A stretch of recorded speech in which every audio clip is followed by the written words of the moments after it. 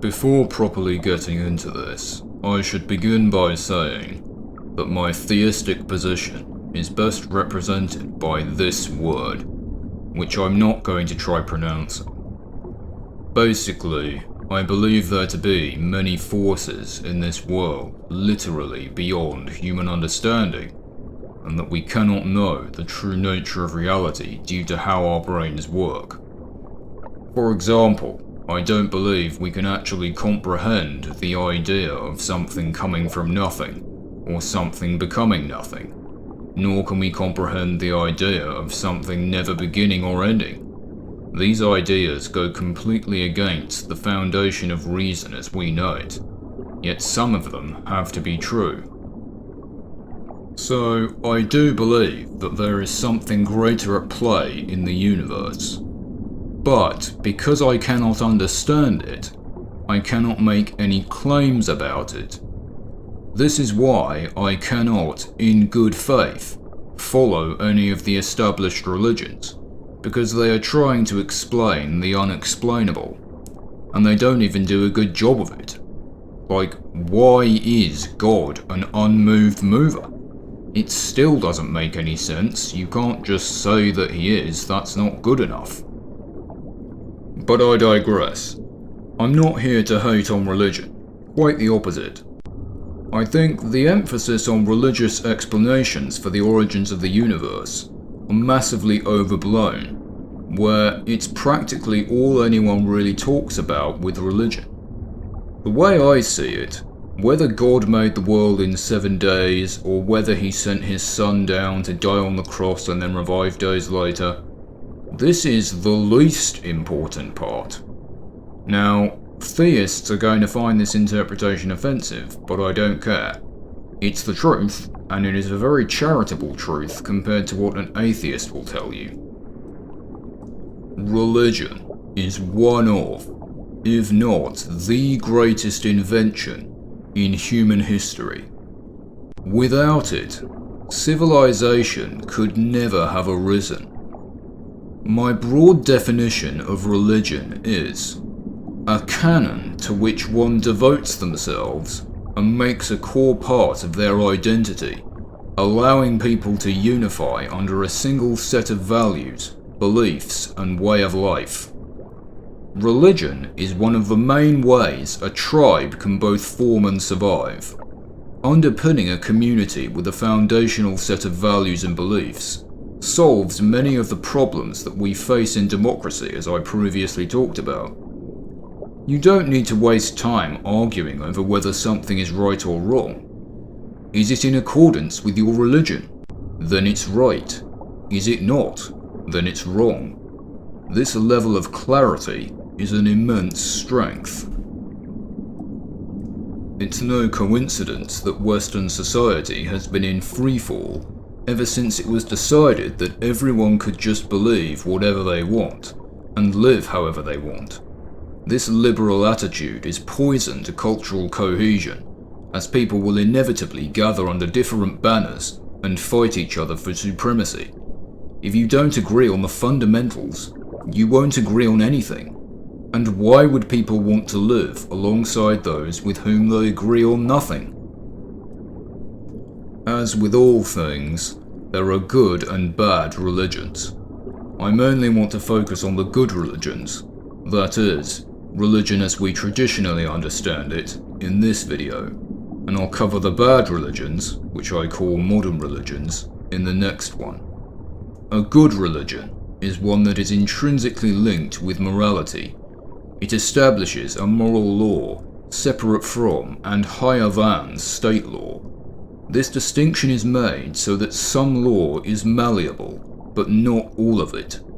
State law is downstream from moral law and can be questioned and changed, but moral law cannot. Moral law is also enforceable on every level of society, down to the individual, giving communities the power to self-regulate, which greatly contributes to the maintenance of order. Other than a few Indian ones, the classic religions all revolve around a god, and there's a very good reason for this. You see, I believe that the people who came up with God as an idea were incredibly wise and understood exactly how essential it was to the composition of a good religion. This understanding has either been lost to time or is being willfully overlooked today, so I'll break it down. The purpose of God is to counter infinite regress. This is, of course, where one thing requires an explanation, but then the explanation requires an explanation, and so on infinitely. I already mentioned this in the beginning.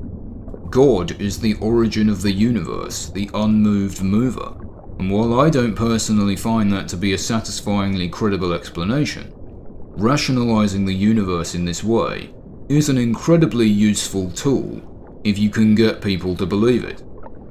If the universe was created by a god, then it was created with intention. Therefore, purpose objectively exists.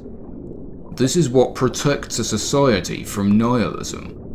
People who believe they have a purpose are obviously going to contribute far more and will be more receptive to morality.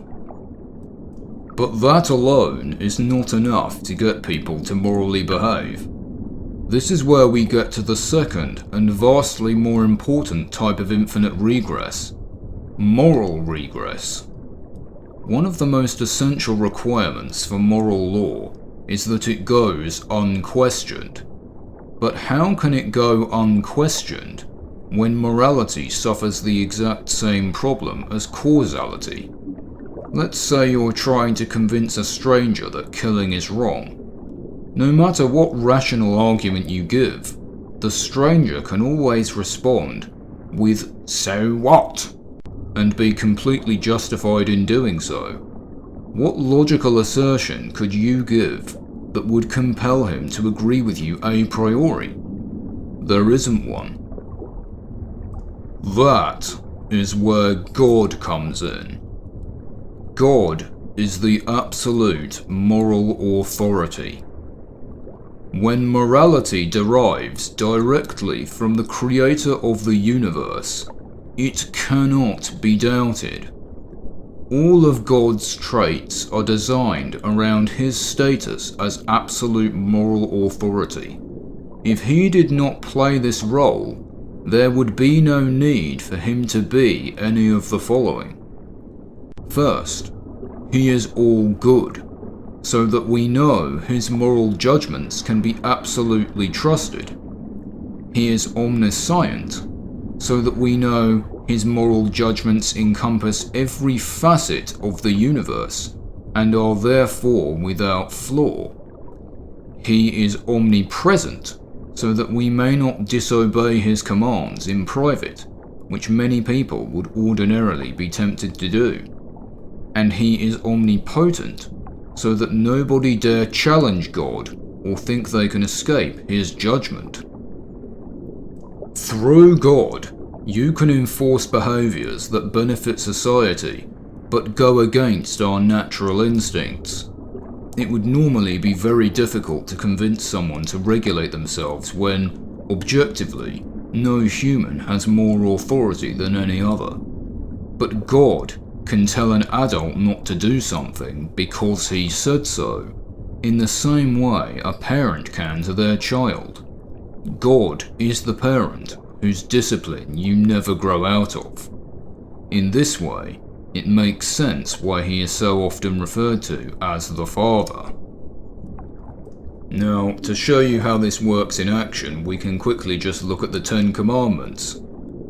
You shall not murder and you shall not steal are obviously great, but these are also always included in state law. As for the rest though, you normally wouldn't make disobeying them an actual crime, which is what's so good about moral law as an assistant to state law. You shall have no other gods before me. Well, that makes sense, since God has to be the one true God for this all to work. You shall make no idols, a really important one I'll get to in the next video. You shall not take the Lord's name in vain. Very important to make sure people abide by God's actual word and don't invent their own interpretation of his morality. Keep the Sabbath day holy is, whatever. Honour your father and mother. Again, definitely couldn't have that in state law, but valuing the family unit as sacred and committing to the continuation of your line is incredibly important. You shall not commit adultery, same thing. You shall not bear false witness. While the literal interpretation is a crime, I think this could apply to lying in general, which obviously is very destructive for society. You shall not covet. While this outright is one of the 7 sins, and one of the worst ones in my opinion, so a very good thing to stop people doing. Unlike murder, where society basically cannot function unless it is outlawed, you can have a society where most of these commandments are not followed. It's just going to be a trash society. In other words, modern society. This is the amazing power of absolute moral authority. It does not impose a law upon the people. It makes the people become the law, elevating everyone to a higher standard of living in the process. The best way to get anyone to do anything is to make them want to do it, and the same is true for being good. And what better incentive than to honour the will of the universe's all-powerful creator? What's more, this does away with tyranny, as everyone answers to God, who is not a tyrant. Because he can't be, because he doesn't exist. In this way, God's non-existence can be seen as another positive for religion. It's the ultimate placebo effect. But of course, the reality is that this is unfortunately the biggest weakness of the classic religions. A placebo no longer works once you know it's a placebo. Now, I can't actually say that God doesn't exist. He may very well exist. But what I can say is that the fables written in the various religious texts are clearly not accurate. And it is the over-reliance on these fables, I think, that is the biggest reason why the classic religions have fallen off in modern times. At this point, the genie is out of the bottle, and I don't think there is any way we can go back to a system centralized around the one God.